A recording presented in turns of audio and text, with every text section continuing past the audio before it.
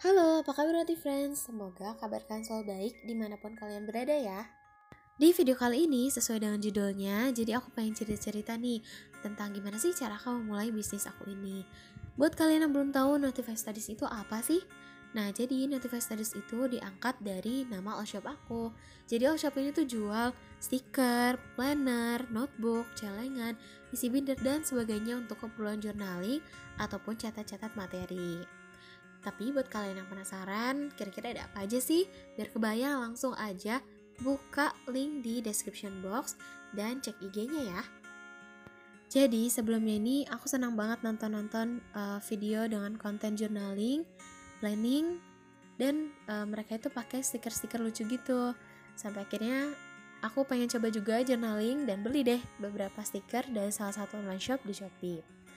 Terus lama-kelamaan aku jadi pikiran kayaknya lucu deh kalau misalnya aku punya stiker yang gambarnya sesuai dengan keinginan aku dan kebutuhan aku.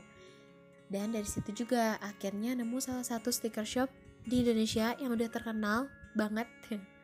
Dilihat-lihat ternyata banyak juga ya peminatnya. Terus aku pelajari ternyata target marketnya ini nih. Terus rata-rata harga yang dia jual segini dan sebagainya. Terus akhirnya aku memutuskan untuk oke, coba nih bisa gitu. Dan produk awal yang aku jual itu nggak stiker, tapi memo pad dulu, planner, mini kalender, dan itu bikin sendiri dan cetak sendiri di rumah. Saat itu targetnya masih teman-teman kampus, walaupun udah bikin IG all shop, tapi itu tuh masih sepi banget. Dari situ aku mulai pelajari lagi dan banyak research di YouTube karena udah paham juga keyword pencarian seputar stiker shop ini. Dan nemu juga beberapa stiker shop yang mereka itu desain sendiri dan bahkan sampai produksi sendiri. Saat itu aku tertarik, tapi banyak banget pertimbangannya. Mulai dari aku nggak bisa desain, sejujurnya. Mungkin kalau sederhana bisa, tapi kalau pakai yang aplikasi profesional itu belum. Terus aku juga mikirin gimana ya produksinya, karena saat itu aku nggak paham di mana ya produksinya kalau di kotaku.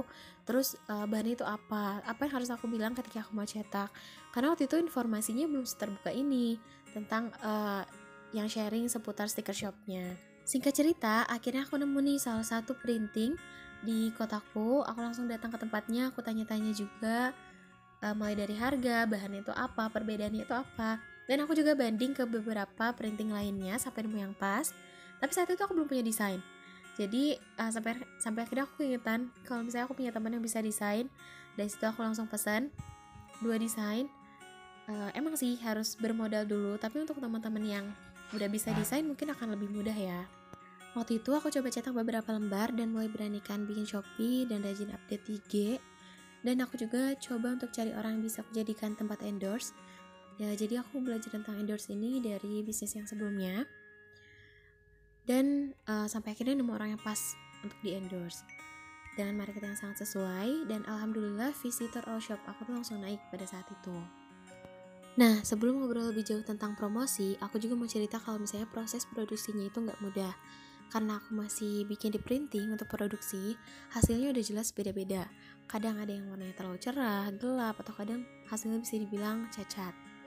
Tapi saat itu aku pikir lebih baik untuk saat ini ke printing dulu, karena belum memungkinkan untuk aku beli mesin cetak sendiri, karena berbenturan dengan modal dan feedbacknya pastinya. Tapi alhamdulillahnya soal produksi itu akhirnya bisa terhandle karena biasanya aku siasati dengan berbagai cara. Kalau misalnya ada yang gagal, aku bisa pakai sendiri atau diambil yang bagusnya untuk freebies. Jadi pinter-pinter kata aja diaturnya, karena supaya nggak kebuang juga kan. Nah selanjutnya kalau soal promosi setelah endorse yang pertama itu, aku lebih sering untuk up all shop aku sendiri. Misalnya memperbaiki foto produk, rajin update, bangun interaksi dan sebagainya, sambil belajar cara marketing juga. Bahkan sampai sekarang pun ya gitu jatuh bangunnya, gak selalu ramai tapi harus tetap diusahakan. Karena kalau misalnya mundur sayang banget kan.